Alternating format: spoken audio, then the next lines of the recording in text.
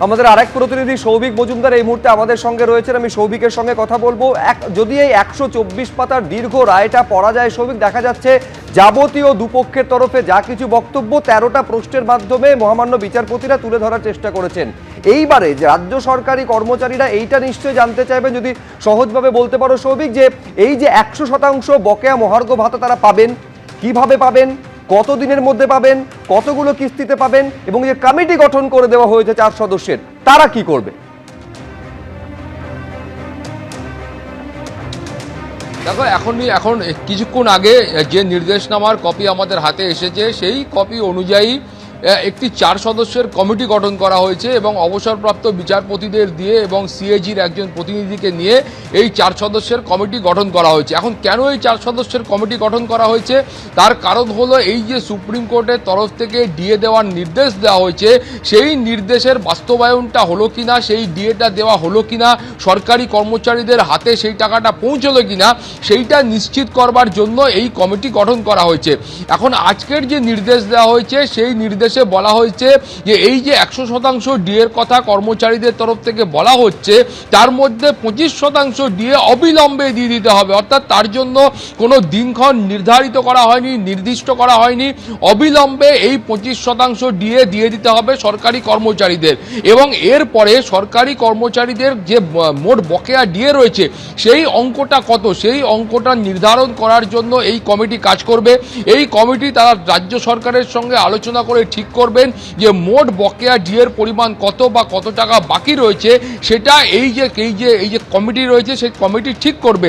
এবং এই কমিটি এটাও ঠিক করবে যে কয়টা কিস্তিতে কিভাবে এই টাকা দেওয়া হবে, কতদিনের মধ্যে এই টাকা দেওয়া হবে, রাজ্যের যে আর্থিক সংস্থান রয়েছে সেটাই বা ঠিক কোন জায়গায় পৌঁছেছে, এইটা কিন্তু এই কমিটি ঠিক করবে। অর্থাৎ এই কমিটি ঠিক করবে যে মোট যে 100% ডিএ রয়েছে বা মোট যে বকেয়া ডিএ রয়েছে, সেই ডিএর অঙ্কটা কত, এবং সেই ডিএর এই 25%টা বাদ দিলে বাকি যে অংশটা থেকে যায় সেটা কটা কিস্তির মাধ্যমে কর্মীদের হাতে পৌঁছবে, সেইটা ঠিক করবে এই কমিটি।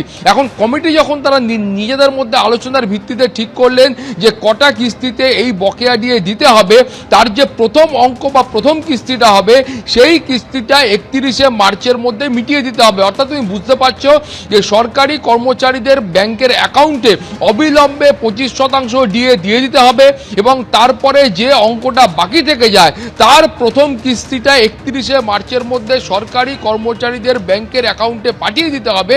এটাই সুপ্রিম কোর্টের আজকের মূল নির্দেশ। এছাড়াও এই যে কমিটি রয়েছে, সেই কমিটি তারা খতিয়ে দেখবেন যে এরপরে সরকারের সঙ্গে আলোচনার ভিত্তিতে যে বিষয়টা ঠিক হলো যে সরকারি কর্মচারীদের কয়টি কিস্তির মাধ্যমে এই টাকা মেটাতে হবে, সেই অঙ্কটা ঠিকঠাক সরকারি কর্মচারীদের খাতায় পৌঁছচ্ছে কিনা, এইটাও কিন্তু এই কমিটি নির্ধারণ করবে।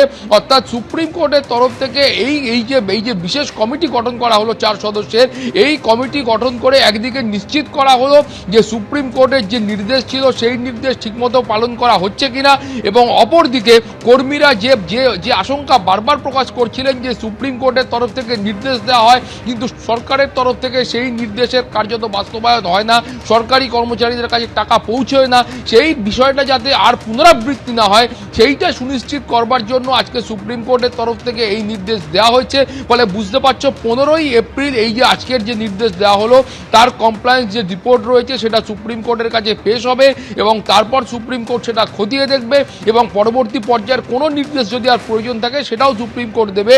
কিন্তু আপাততভাবে অবিলম্বে বকেয়া ডিএর 25% সেইটা সরকারি কর্মচারী এবং যারা অবসরপ্রাপ্ত কর্মচারী রয়েছেন তাদের খাতায় পাঠিয়ে দিতে হবে, এবং বাকি যে কটা কিস্তিতে এই বকেয়া ডিএ মেটাতে হবে তার প্রথম কিস্তিটা 31শে মার্চের মধ্যে দিতে হবে। এইটাই সুপ্রিম কোর্টের আজকের মূল নির্দেশ। বেশ সৌভিক, তুমি আমাদের সঙ্গে থাকো। এই যে নির্দেশ আসার পর একেবারে খুশির জোয়ার বয়ে গিয়েছে সংগ্রামী যৌথ মঞ্চের যে সদস্যরা রয়েছেন, প্রায় 1000-এরও বেশি দিন ধরে শহীদ মিনার চত্বরে যারা আন্দোলন চালিয়ে যাচ্ছেন, তাদের আন্দোলনের জয় হলো বলে তারা মনে করছেন। একেবারে আবিরে রাঙিয়ে দিয়েছেন একে অপরকে। সেই মুহূর্তের ছবি দেখতে পাচ্ছেন, উৎসবের মেজাজ কার্যত সংগ্রামী যৌথ মঞ্চের সদস্যদের মধ্যে।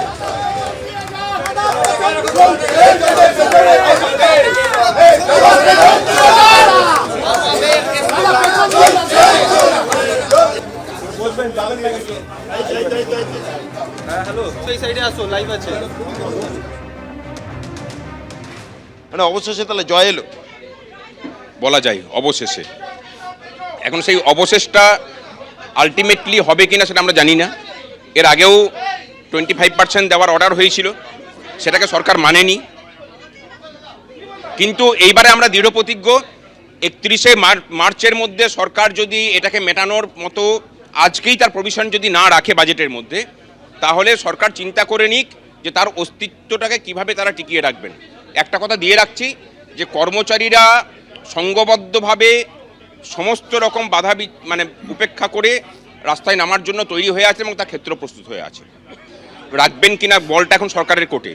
তারা যদি না রাখেন, তার পরবর্তী পদক্ষেপ কী হবে সেটা সংগ্রামী যৌথ মঞ্চ ঠিক করবে। কর্মচারীরা যদি সঠিক মানের ডিএ পান, এই বাঙালি জাতি তার শ্রমের সঠিক পারিশ্রমিক পাবে, এটা আমরা মনে করি। এবং সেই লড়াই আদালতে প্রতিষ্ঠিত হয়েছে। আগামী দিনে এই রাজ্যের কর্মচারীদের কাছে আমাদের আবেদন, সমস্ত রকম বিভেদ ভুলে আসুন। পথে না নামলে পরে কিন্তু এই রায়কে ইমপ্লিমেন্ট করানো যাবে না। শক্তি নিয়ে আপনাদেরকে সবাইকে পথে নামতে হবে। দূর থেকে বসে অন্য কেউ আদায় করে দেবে সেই জামানা নেই। পশ্চিমবঙ্গের সমস্ত স্তরের মানুষকে বলছি যে যার যা দাবি দেওয়া আছে, এটা হচ্ছে গোল্ডেন পিরিয়ড এই রাজ্যে আন্দোলন করার। পথে নামুন। শুধু এসআইআরটা কোনো ইস্যু নয়, এসআইআরটাকে ইস্যু বানানো হয়েছে, এটা একটা পদ্ধতি, নির্বাচন কমিশনের একটা পদ্ধতি। বাকি ইস্যুগুলো থেকে দৃষ্টি ঘোরানোর জন্য এই জায়গাটাকে এত ফোকাস করা হচ্ছে।